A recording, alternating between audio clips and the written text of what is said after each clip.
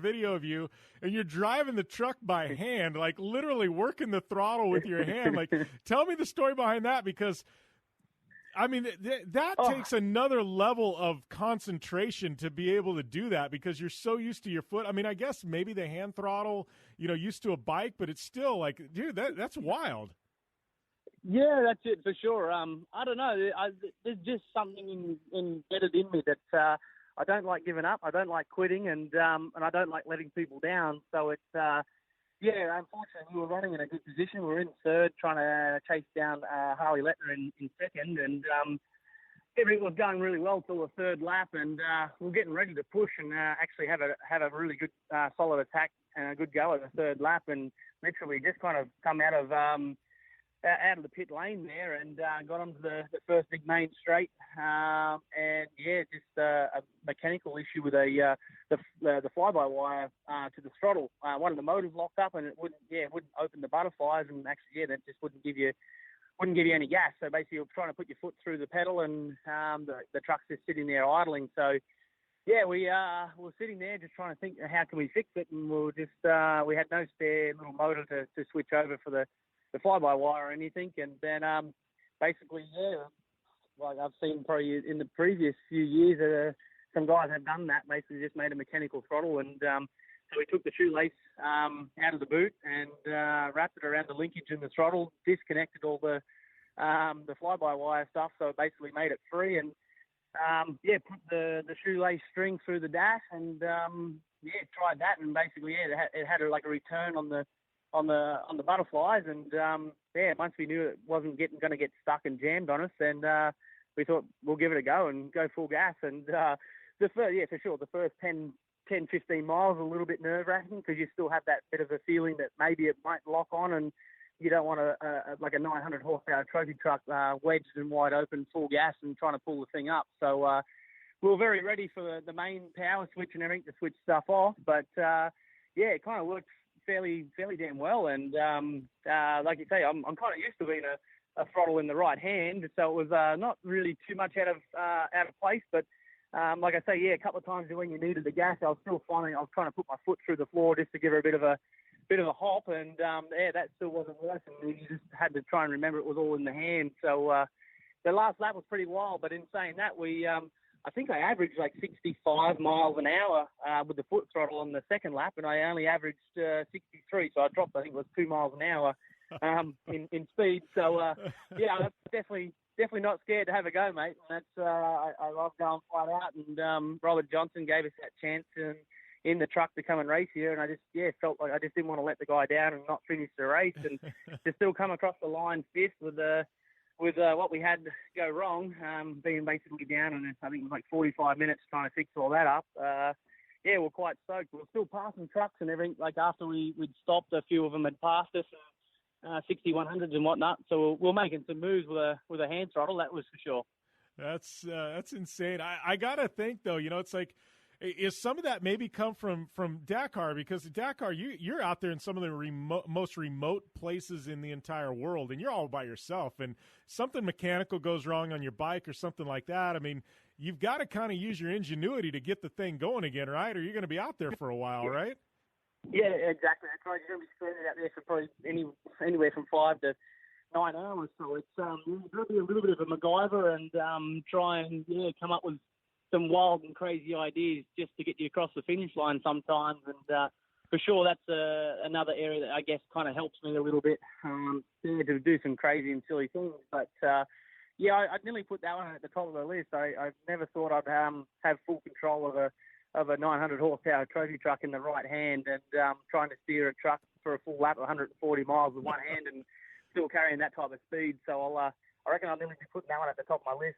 I guess, and also with the broken wrist at Dakar last year. But it's just like I say, I just don't like giving up, and I don't like stopping, and I just want to make the finish lines of events. And even though we weren't going to race, I guess I was wanted to try and break the internet doing something wild and crazy. And I think the response from it's been pretty wild here. I'm still in the States, and every shop that I go to is something that they recognise that I'm over here for the Parker race. They straight to the old hand throttle story, and I think it's pretty wild, and give you some knuckles, and said it was pretty badass. So Yeah, look, at the end of the day, I just love racing, having fun and enjoying it. And, yeah, it's just been good times to come over here and race some cars and some trucks, so it's been good.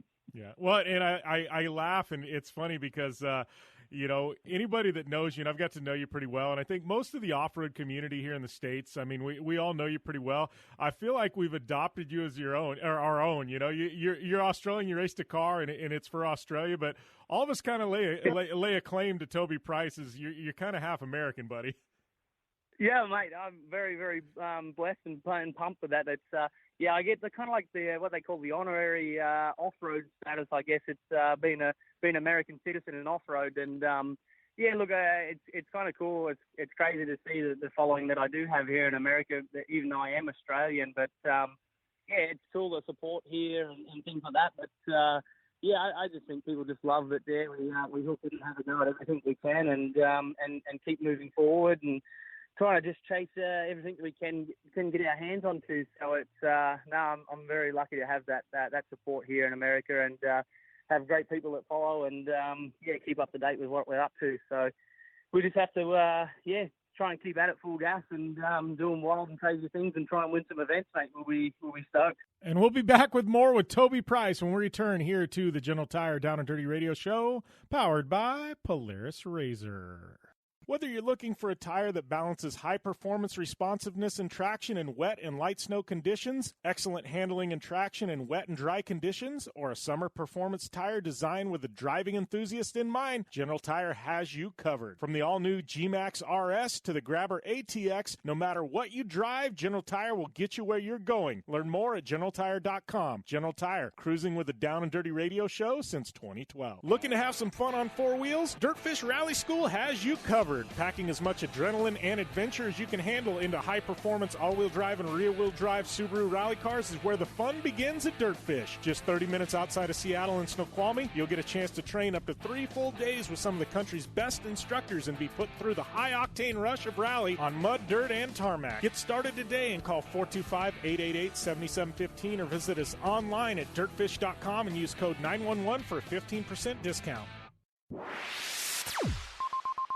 You're listening to the Down and Dirty Radio Show, powered by Polaris RZR. All killer and no filler.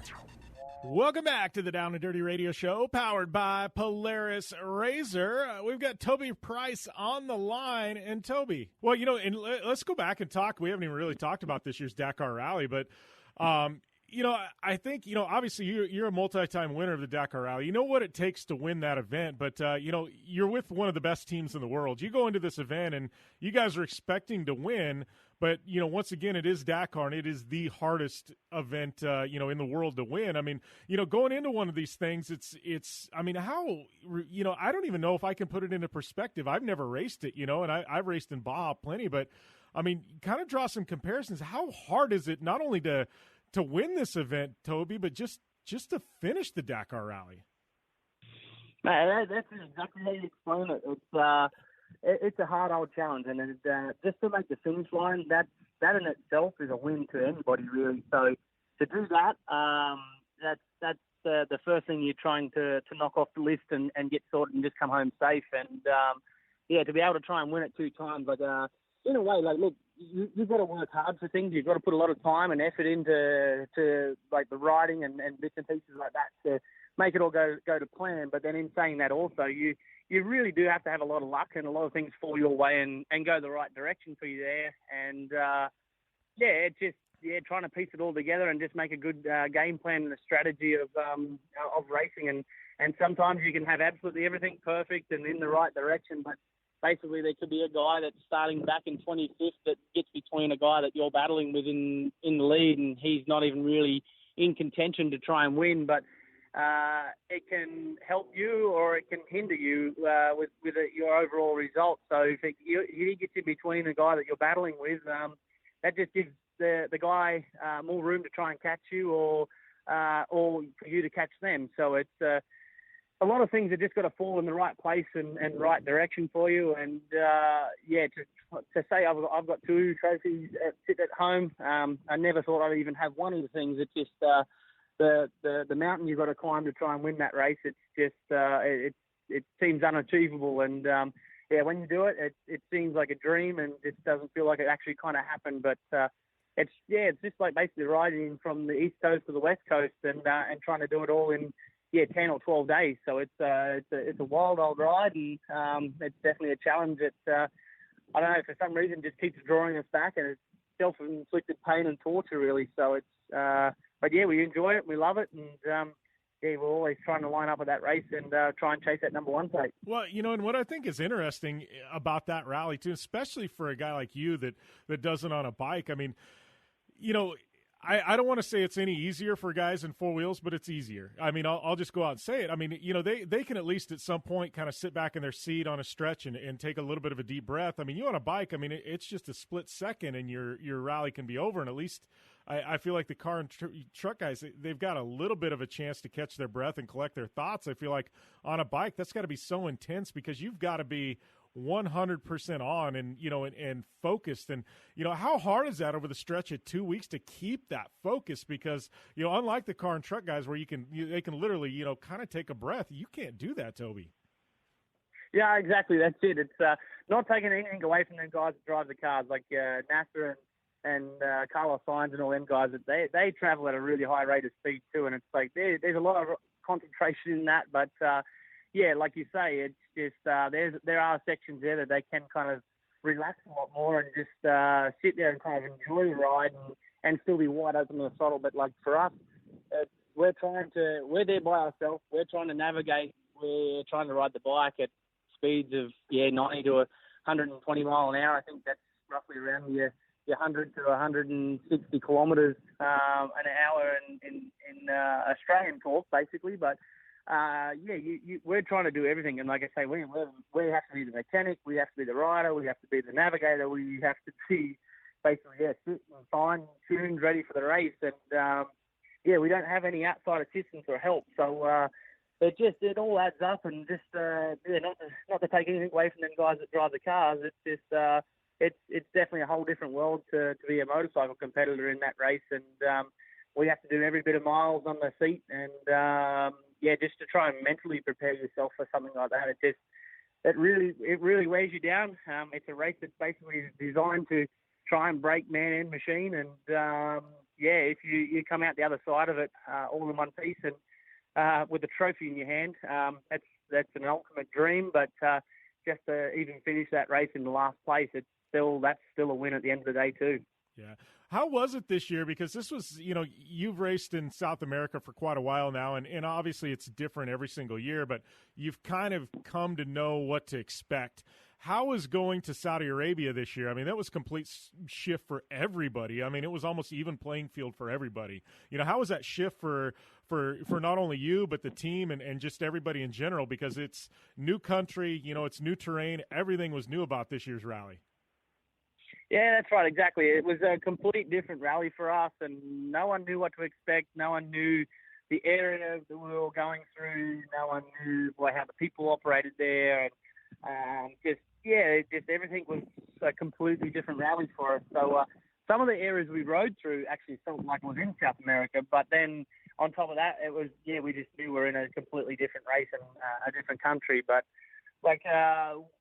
The KDM team, we try to do as much research as possible to be as prepared as we could be. But, like I say, you've just got to have a lot of luck go your way with that race sometimes and try and just piece everything together and make it all work. But it was definitely a cool experience. At the end of the day, I'd raced in South America since my first one was 2015.